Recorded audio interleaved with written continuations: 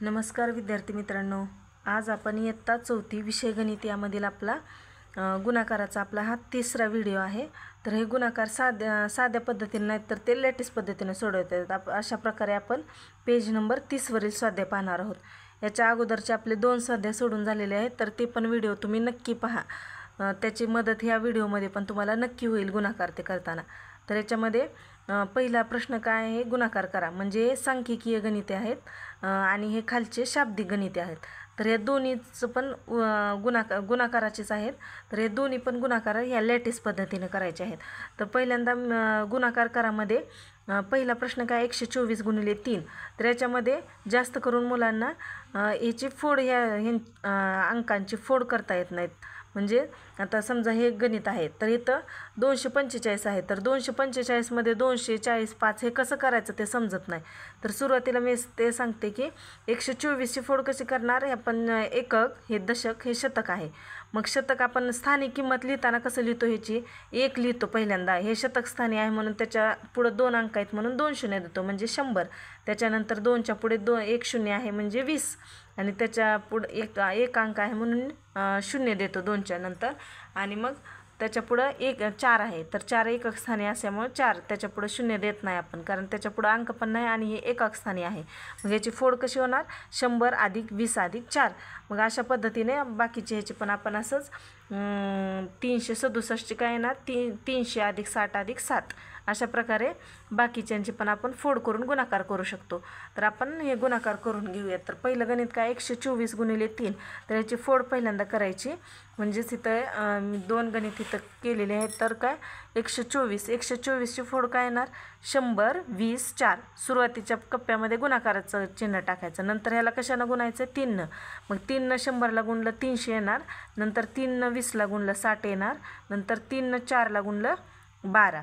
नंतर हे आपण गुणून जे संख्या आलेल्या आहेत का त्यांची इथं बेरीज करणार। मग पहिल्याची बेरीज काय आली आपले 372। नंतर आपलं पुढचं गणित आहे 367 गुणिले 5। मग याची स्थानिक किंमत काय येणार, 300 अधिक 60 अधिक 7। म्हणजेच अशा प्रकारे 300 अधिक 60 अधिक 7 याला गुणिले 5 आणि 5 ने 300 ला गुणलं 1500, नंतर 5 न 60 ला गुणलं 300, नंतर 5 न 7 ला गुणले 35। मग हे गुणाकार पण कसे करायचे मी मागच्या पण व्हिडिओमध्ये सांगितले होते। आणखी एकदा सांगते की जर 0 0 असतील गुणाकारामध्ये तर हे 2 शून्य मोजायचे। समजा इथं 1 शून्य असतं तर हे 2 आणि हे 1 घेतलं, एक असे 3 शून्य घेतले असते।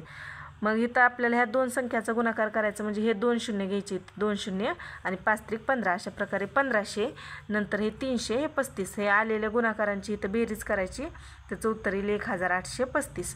त्याच्या पुढचं आपलं गणित काय, 408 गुणिले 9। तर ह्याची फोड कशी येणार, मग इथं गुणाकाराचं चिन्ह टाकायचं सुरुवातीला। मग ह्याची फोड काय येणार, 400। मग इथं 0 आहे, मग आपण 0ला 0च घ्यायचं आणि 1 शून्य घेतले काय 2 शून्य घेतले काय त्याची किंमत 0च येणार आहे। नंतर हे 8, मग याला गुणायचं कशाने, 9ने। 9ने 400 ला कसं गुणायचं, तर हे 0 0 आहेत म्हणजे अगोदर 0 0 पण लिहू शकतो, नसेल तर 9 चौक 36, 9ने 4 ला गुणलं 36 आले आणि हे पुढचे 2 शून्य आहेत ते जसेच्या तसे। म्हणजे ह्याचं उत्तर किती येईल, 3600।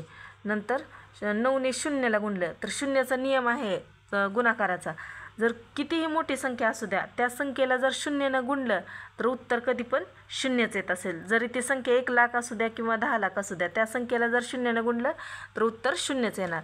त्याच्यानंतरचं आपलं पुढचं 9 ने 8 ला गुणलं काय येणार, 9 8 72। आता हे आपण खाली 3 संख्या आल्यात गुणून त्यांची बेरीज करूया। मग आपण बेरजेमध्ये 0 मिळवलं तरी त्याला काय फरक पडणार नाही, त्याच्यामुळे आपण नाही लिहिलं तरी चालतंय। इथं आपण काय करू, 3600 अधिक 72 घेऊ। तर काय येणार याचं उत्तर, हे 2 7 6 3 म्हणजे 3672। नंतर त्याच्या पुढचं चौथं गणित आहे 627 गुणिले 8। 627 गुणिले 8 काय येणार, तर ह्याची आपण पहिल्या कप्प्यामध्ये गुणाकाराचं चिन्ह, नंतर ह्याची स्थानिक किंमत लिहू 627 ची, 600 नंतर 20 नंतर 7 आणि त्याला गुणिले 8। 8 न 6 ला गुणलं 8 सक्क 48 आणि त्याच्या पुढे 2 शून्य, 8 दोन्ही 16 आणि 1 उरले 0, 160। त्याच्यानंतर 8 7 56। आता या तिन्ही संख्यांचा आपण गुणाकार करून घेऊया। 4800 अधिक 160 अधिक 56. मग 0 0 6 6 6 आणि 5 11 हातच्याले 1 8 आणि 1 9 आणि 1 10 हातच्याले इथं 1 4 आणि 1 5 म्हणजेच उत्तर काय आलं 5016. त्याच्यानंतर आपलं पुढचं गणित आहे 840 गुणिले 4. तर पहिल्या कप्प्यात गुणाकाराचं चिन्ह, याची स्थानिक किंमत 800, इथं 40 आणि इथं 0. ह्याला गुणिले किती करायचं 4 4 8 8 चौक 32 आणि हे पुढचे 2 शून्यला 2 शून्य 4 चौक 16 आणि हे ह्याच्यामध्ये हे पुढचं शून्य आहे ते इथं घ्यायचं 160. नंतर 4 न शून्याला गुणलं उत्तर किती येणार आपलं 0. मग काय करायचं आपण हे आता आलेले खाली आपण गुणून आलेल्या 3 संख्या आहेत त्यांची इथं बेरीज करायची. मग शून्याला आपण नाही लिहिलं तरी चालते, कारण कुठल्या पण संख्येमध्ये शून्य मिळवलं तर उत्तर तीच संख्या येते. त्याच्यामुळे 3032 अधिक 160 एवढंच घेऊयात आपण. शून्य नाही घेतलं तरी चालते. मग 0 0 0 606 2 आणि 1 3 आणि हे 3 म्हणजे उत्तर किती आलं आपलं 3360. त्याच्यानंतरचं इथं गुणाकाराचं चिन्ह, इथं स्थानिक किंमत 700 1600 700 इथं 10 आणि इथं 6. त्याला गुणिले किती आहे 7. मग 7 7 49 पुढचे 2 शून्याला 2 शून्य 7 10 70 आणि 7 सक्क 42. ह्या खाली आलेल्या गुणून 3 संख्यांची इथं बेरीज करून घेऊया. 4900 अधिक 70 अधिक 42. मग काय येणार ह्याची 0 0 2 2 7 आणि 4 11 हातच्याले 1 9 1 10 हातच्याले 1 4 आणि 1 5 म्हणजे याचं उत्तर काय आलं आपलं 5012. नंतर त्याच्या पुढचे शाब्दिक गणित आहे ते पण आपल्याला ह्याच पद्धतीने सोडून घ्यायचे आहेत. काय गणित, एका खुर्चीची किंमत 650 रुपये आहे, तर अशा 4 खुर्च्याची किंमत किती होईल. म्हणजे आपण 650 गुणिले 4 करायचं आहे आपल्याला. म्हणजे 650 गुणिले 4 हे करायचं आहे आपल्याला. तर काय करणार मग आपण इथं हे गुणाकाराचं चिन्ह, ह्याची फोड करून घेऊया शब्दांची अंकांची.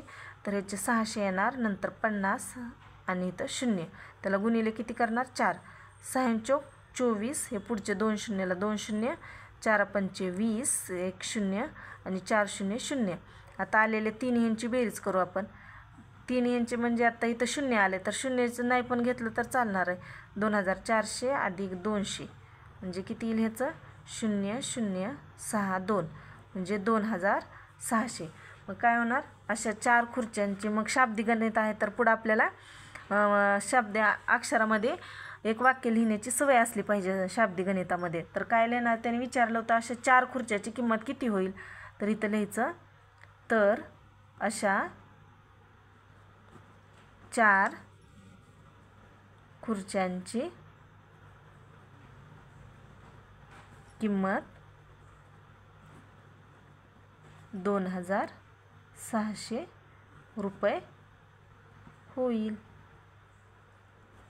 त्याच्यानंतर आपला तिसरा प्रश्न आहे, तांदळाच्या एका लहान पोत्याची किंमत 825 रुपये आहे, तर अशा 5 पोत्यांची किंमत किती होईल.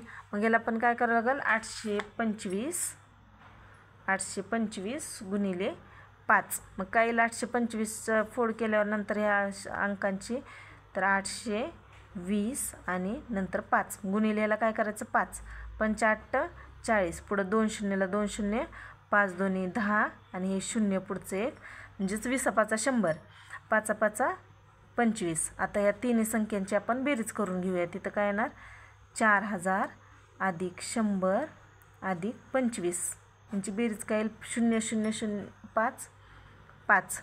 त्याच्यानंतर पुढचं काय 0 0 2 2 आणि ही 1 आणि 4 अशी 4 म्हणजे याचं उत्तर येईल आपलं 4125. तर काय येईल मग अशा इथं पुढं लिहूया अशा 5 पोत्यांची किंमत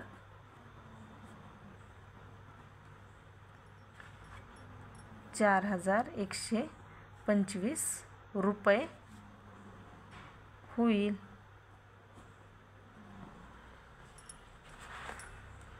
अशा प्रकारे हे आपण स्वाध्याय पूर्ण सोडून घेतलेला आहे. तर व्हिडिओ आवडल्यास नक्की लाईक करा आणि व्हिडिओला सबस्क्राईब करायला विसरू नका. थँक्यू.